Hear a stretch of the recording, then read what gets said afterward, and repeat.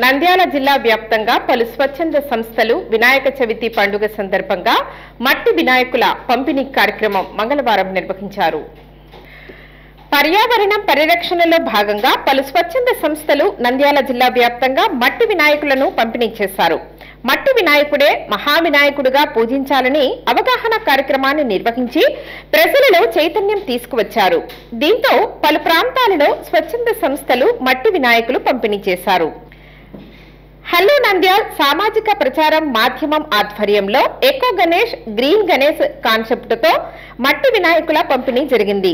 శిల్ప మహిళా Sahakar bank chairman నాగిని రవి సింగారెడ్డి సహకారంతో స్థానిక బేకర్స్ పార్క్ ప్రాంగణంలో 1000 గణేష్ మట్టి వినాయకుల విగ్రహాలను పంపిణీ చేశారు.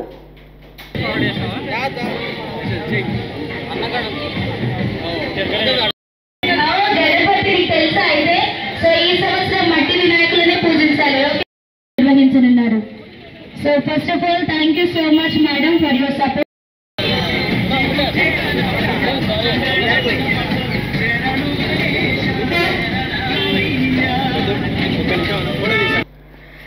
లయన్స్ క్లబ్ ఆధ్వర్యంలో మరియు శ్రీరామ డిజిటల్స్ చంద్రమోహన్ సౌజన్యంతో 1000 మట్టి వినాయకుల విగ్రహాలను పంపిణీ చేశారు. ముఖ్య అతిథిగా ఐఎంఏ రాష్ట్ర మాజీ అధ్యక్షులు డాక్టర్ రవికృష్ణ పాల్గొన్నారు. పలువురు మాట్లాడుతూ పర్యావరణ పరిరక్షణలో భాగంగా విగ్రహాలను పంపిణీ చేస్తున్నట్లు తెలిపారు.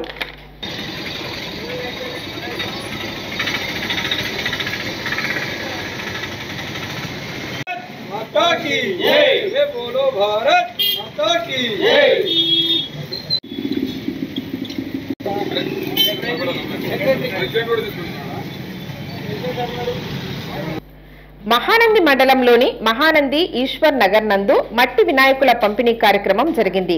ముఖ్య అతిథిగా మండల తహసీల్దార్ రమాదేవి, డిఆర్ఓ హైమావతి పాల్గొన్నారు. డిఆర్ఓ హైమావతి సహకారంతో గణేష్ కేంద్ర సమితి సభ్యుల ఆధ్వర్యంలో పంపిణీ చేశారు.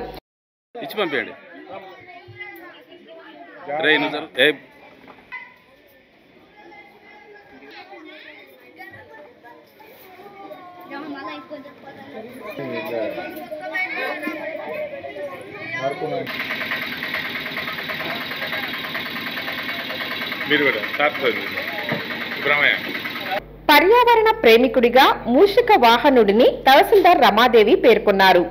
పర్యావరణ పరిరక్షణ ఉన్నప్పుడే జీవకోటికి ప్రాణహాని ఉండదని, ప్రతి ఒక్కరూ పర్యావరణాన్ని కాపాడుకోవాలని కోరారు. పర్యావరణ పరిరక్షణ బాధ్యత ప్రతి ఒక్కరిపై ఉందని ఆలగడ్డ డీఎస్పీ ప్రమోద్ పేర్కొన్నారు. పట్టణంలోని 4 రోడ్ల కూడలి వద్ద మట్టి వినాయకులను పంపిణీ చేశారు. పర్యావరణాన్ని దృష్టిలో పెట్టుకుని మట్టి వినాయకులను పంపిణీ చేయాలని సూచించారు.